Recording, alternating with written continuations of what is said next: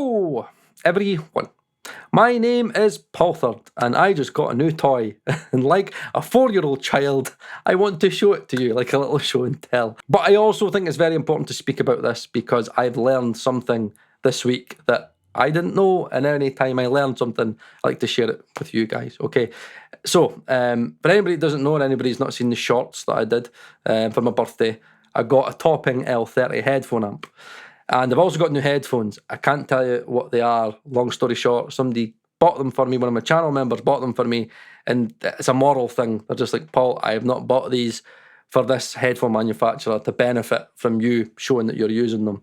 I bought them specifically for you. He went, it's just for you, just so you can hear the detail. Because he's been telling me for ages, Paul, you're missing details, Paul. You need better headphones, okay? So, fair enough. I've, by the way, been using Bose QC35 Mark IIs.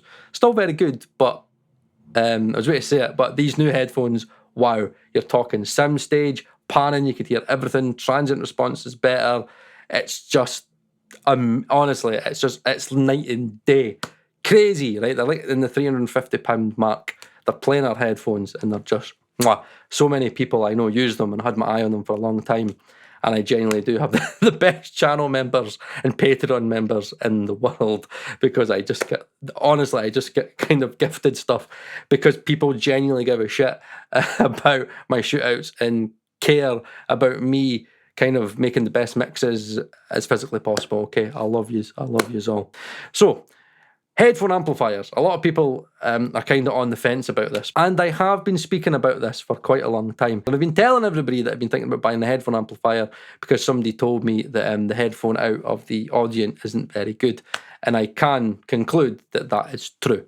The detail in the topping is unbelievable, right? Especially when you put them with, I was about to say it there, these new headphones that I've got. I don't know why I'm doing that. They're not even there. Don't know why. But in terms of what a headphone amplifier will give you, by the way, I got this for 86 quid off eBay, second hand. 86 quid. Unbelievable, right? The engineer I trust tested these out versus the Rupert, neve, SPF phonitor, other ones as well, and he concluded that, Paul, these are great, Paul. For what you need them to do, they're the best for the price. And now they're about 150 quid. It's really, really basic. It goes into your outs, into RCA, so I had to get 2 cables. I can't remember what the cables are called. That engineer told me what cables to get as well. I'll put something here so you know where they are with a link in the description as well as the topping. I'll put a link for the topping in the description as well. Now, what can you expect for your £150 or like whatever, like 80 odd quid if you manage to get them second hand? What you can expect is kind of 3 things: cleanliness, clarity, and transients. They're the 3 things that I hear. And those are the 3 things that I didn't know that I was missing from my mixes, from my monitoring in general. It's crazy the amount of detail that you miss without a headphone amplifier, and obviously good headphones as well. Now, what I mean by cleanliness is they don't distort as much. They're super, super clean. These headphone outs and a lot of other headphone outs and a lot of audio interfaces, you think about it, they're kind of add-ons, really. Even that, it's like, I don't know, the top end's like, I don't know, maybe, yeah, about half the size of it. And that's just for a headphone amp. So again, the headphone amp isn't really something that's important in a lot of budget audio interfaces. Now, the cleanliness and the transients, they kind of come together as kind of one package. Now, what you're going to hear, especially in low end, right? Now, again, I done a test where I was listening to just random songs. I was like, Royal Blood, I love Royal Blood stuff. And I listened to Typhoons by Royal Blood because I think that record sounds amazing. And my God, the difference, right, in detail that I was able to hear through the topping was crazy. It was transients, but clean transients. The transients were there, but it almost sounded like they were just a little bit muffled.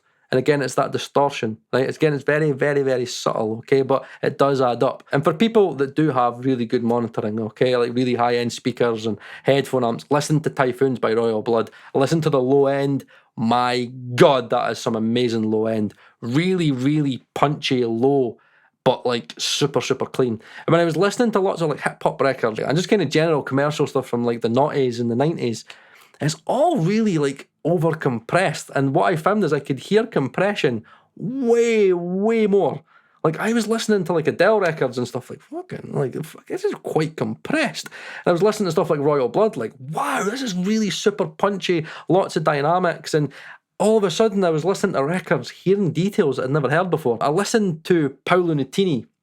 I'm Scottish, right? So Paolo Nutini's massive in Scotland. I love the sound of his record. Is it Sunny Side Up?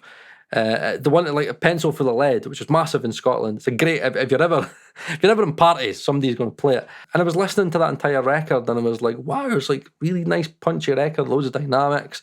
It's clearer. Again, that's the clarity thing. So again, I'm hearing instruments I'd never heard before. There's like a ukulele on the left-hand side. And honestly, I'd never ever really been able to hear or pick out the full details of it. I was like, wow, I could really pick that full ukulele out. And it's those details that get lost in lower grade monitoring. It's true. It is true, right? And I have to tell you that you are missing out on details. Now, this kind of comes with an argument that a lot of people say where, what's the point? Because it gets lost anyway. People aren't listening through headphone amps. They're listening through, like, earbuds. They're listening through consumer grade headphones, through Spotify. They're listening on YouTube. Everything's getting compressed. All the details are getting left out. Now, just because they're getting left out doesn't mean that they're not there. For me and you trying to, like, become the best mixing engineers that we can, how can you expect to get up to that level of the guys that you look up to if you cannot hear the full detail? They're listening to the best monitoring possible. Think about it, like £250,000, £1 million studios, like fucking speakers that probably cost the same fucking price as my mortgage. You know what I mean? Like, they're listening high fidelity, right, acoustically treated rooms. We know all the big prestigious studios, and even the big guys that are mixing on headphones, again, they've got expensive converters, expensive headphone amplifiers, most expensive headphones they can get. Everything is super expensive. Everything is high grade, high fidelity. And the thing that interests me the most, I was like, yeah, you can hear this detail. It means I'll be able to get it. And that engineer told me, he was like, Paul, that's the difficulty, Paul. Just because you can hear it doesn't mean you can achieve it, Paul. That's where these big, clever mixing engineers come in, Paul. Trust me, Paul. You'll spend months, years trying to get that clarity, that low-end depth, those transients that you're hearing from these records, Paul. That's where the art of the craft comes in with it. And that's where the level of detail comes in. And honestly, I'm making this sound like for like 100 odd quid, it's going to solve all your problems. It's not going to solve your problems, but it's going to allow you to hear things that you've never heard before.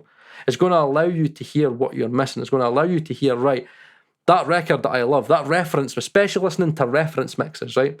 What's the point in listening to a reference mix? You're going to have 3 reference mixes and comparing them, but you're not hearing the full detail. If you can hear the full detail, then you can get closer to that record. And you know that if it's closer to that record, and you know it sounds great on other systems that you've heard it on, then you know your record is going to sound great. That's when reference tracks make sense, because you're hearing all the detail. And that's something that I didn't know. And it's something that you're not going to know unless you go out and you buy better headphones and you go out and buy a headphone amp. In terms of like using the topping, and in terms of headphone amps, just remember that in terms of your monitoring, especially through headphones, your input is very, very important. And the ID14 has software, and it's like a fader, and it tells you the amount of input that's going in from your system into the ID14.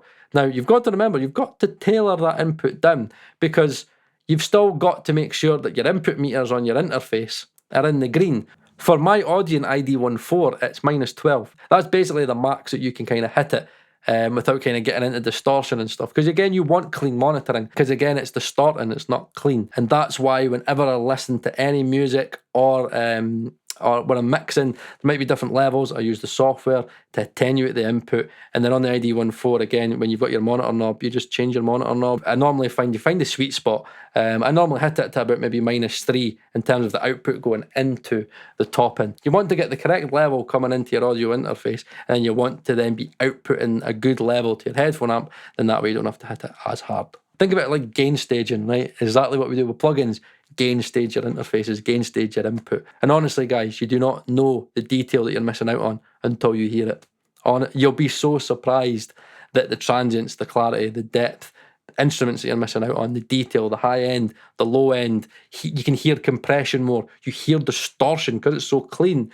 You hear distortion. You hear like low end distortion. You hear the difference in detail and transients and cleanliness of stuff. Honestly, it's amazing, and you'll just find yourself listening to music Sometimes I just listen to music now because I can hear details I've never heard before, which is the reason why people spend hundreds of thousands and thousands and hundreds of pounds on good monitoring systems. And just to kind of wrap up, guys, I'm not saying that like, okay, this is better than thousands of pounds of like good studio monitors and stuff and good acoustical treatment and stuff, right? Because I can't compare because I've not listened to them. This setup I've got is like a setup that another mixing engineer uses, and he gets like mixes accepted first time.